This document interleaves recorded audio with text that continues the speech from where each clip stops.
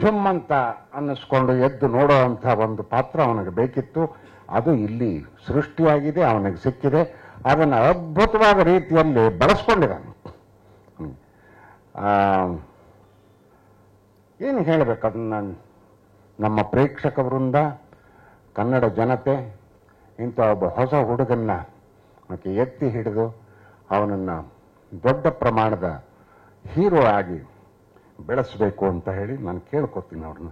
ಹಾಗೇನೆ ಅವನ ಜೊತೆಯಲ್ಲಿ ನಮ್ಮ ಇಬ್ಬರು ಸುಂದರಿಯರಿದ್ದಾರಿಲ್ಲಿ.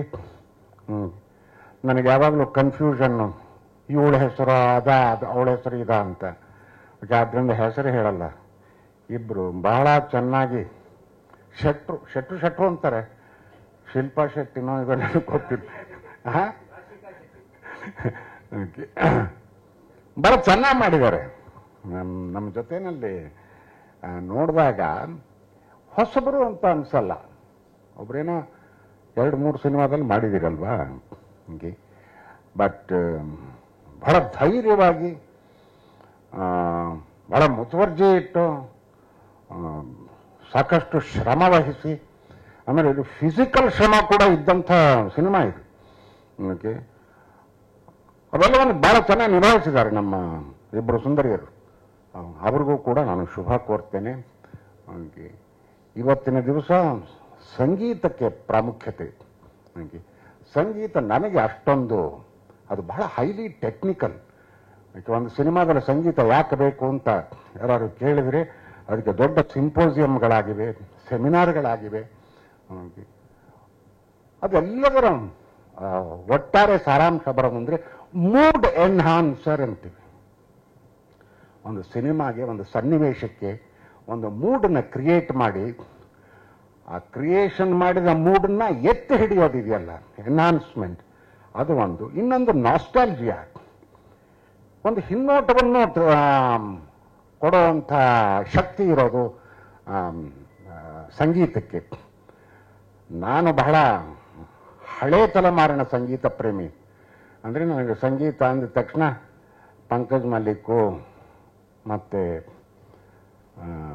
ನಮ್ಮ ಯಾರು ಅಲ್ಲ, ಇನ್ನು ಹಿಂದೆ ಅಲ್ಲಪ್ಪ ನಮ್ಮ ಛೇ ಏನು ಹಿಂಗಾದ್ರೆ ನಾನು ಭಾಳ ಇದಕ್ಕೆ ಬಂದು ಹಿಂದಕ್ಕೆ ಹೋಗ್ಬೇಕು ನೀವು. ಹೇಳ್ತೀನಿ. ಅಲ್ಲ, ಬಿನಾಕ ಗೀತ್ಮಾಲನಲ್ಲಿ 8 ಗಂಟೆಗೆ ಬರ್ತಿತ್ತಲ್ಲ ಒಂದು tribute to this man, Saigal. ಹಾಗೆ ನನಗೆ ಸ್ವಲ್ಪ ಕಿವಿ ಮಂದ ಅಲ್ಲ, ಸೈಗಲ್ ಸಾಂಗ್ ನನಗೆ ಯಾವಾಗಲಾದರೂ ಒಳಬೇಕು ಅಂದಾಗ ಅವರ ಹಾಡು ಹಾಕ್ಕೊಂಡು ಕೇಳ್ತೀನಿ ನಾನು. ಅಳುವಂಥದ್ದಂದ್ರೆ ಹಾಡು ಅಲ್ಲ, ಆ ಅಳುವಿನಲ್ಲಿ ಒಂದು ಸಂತೋಷ ಇದೆ. ಆ ಮ್ಯೂಸಿಕ್ನ ಎಂಜಾಯ್ ಮಾಡುವಂಥ ಇದು. ಓಕೆ, ಕ್ಯಾ ಮೈನೆ ಕಿಯ, ಆ ಒಂದು ಹಾಡು ಕೇಳಿದಾಗೆಲ್ಲ ನನ್ನ ಕಣ್ಣಲ್ಲಿ ನೀರು ಬರುತ್ತೆ. ಅದು ಸಂಪೂರ್ಣ ನನ್ನ ಯಾವುದೋ ಒಂದು ಬೇರೆ ಎತ್ತರಕ್ಕೆ ತಗೊಂಡು ಹೊರಟೋಗುತ್ತೆ ಅದು. ಕ್ಯಾ ಮೈನೆ ಕಿಯ ಕ್ಯಾ ಮೈನೆ ಕಿಯ ಮುಜುಕೋ ಖಫಾ, ನೆನಪರ್ತದೆ. ಈ ತರಹ ಇದು ನಮ್ಮ ಸಂಗೀತ ನಿರ್ದೇಶಕ ಅವರ ಜಾಗ. ಇದು ನಾನು ಆಕ್ರಮಿಸ್ಕೊಂಡಿದ್ದೀನಿ. ಒಬ್ಬ ಹುಡುಗನ ನೋಡದೆ ಇರಲಿ, ನಾನು ಏನು ಹೆಸರು ಕೇಳಿದ್ದೆ, ನೋಡಿರಲಿಲ್ಲ. ಈಗ ನೋಡಿದ್ರೆ ಯಾರೋ ಸಣ್ಣ ಹುಡುಗ, ಇವನೇ ಕಣ್ರಿ ಹಾಡು ಹಾಡಿರೋದು ಅಂತ ಅಂದರು. ನನಗೆ ಅದೇ ಜಗ್ಗ ಅಂತ. ಓಹೋ, ಎಷ್ಟಪ್ಪ ನಿನಗೆ ವಯಸ್ಸು ಅಂತ ಕೇಳಿದೆ. ಅದಕ್ಕೆ ಬೆಳೆದಿದ್ದಾನೆ. Okay, I am very happy.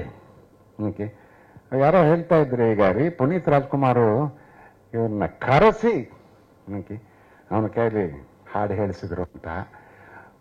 ಒಂದು ಒಳ್ಳೆ ಪ್ರತಿಭೆ ಎಲ್ಲೇ ಇದ್ರೂ ಕೂಡ ಬೇರೆ ಬೇರೆಯವ್ರ ಕಣ್ಣಿಗೆ ಬೀಳ್ತಾ ಇರ್ತಾರೆ. ಅವರು ಸರ್ಟಿಫಿಕೇಟ್ ಇಟ್ಕೊಂಡು ಅಲ್ಲಿ ಇಲ್ಲಿ ಓಡಾಡಬೇಕಾದ ಅಗತ್ಯ ಇಲ್ಲ. ಓಕೆ, ನಿಮಗೆ ಎಷ್ಟು ನೀಡ್ ಇದೆ, ಪ್ರೊಡ್ಯೂಸರು, ಡೈರೆಕ್ಟ್ರು, ಮ್ಯೂಸಿಕ್ ಡೈರೆಕ್ಟ್ರು, ಇವ್ರಿಗೂ ಕೂಡ ಆ ತರಹದ ನೀಡಿದೆ. ಹೊಸ ಒಂದು ವಾಯ್ಸ್ ಬೇಕು, ಹೊಸ ಒಬ್ಬ ನಟ ಬೇಕು ಅಂತ. ಅವೆಲ್ಲದರ ಸಾಕಾರ ಆಗಿದೆ ಈ ಮನದ ಕಡಲು ಸಿನಿಮಾದಲ್ಲಿ. ಬಹಳ ಸಂತೋಷದ ವಿಷಯ. ಹೊಸಬರಿಗೆ ಶುಭವಾಗಲಿ.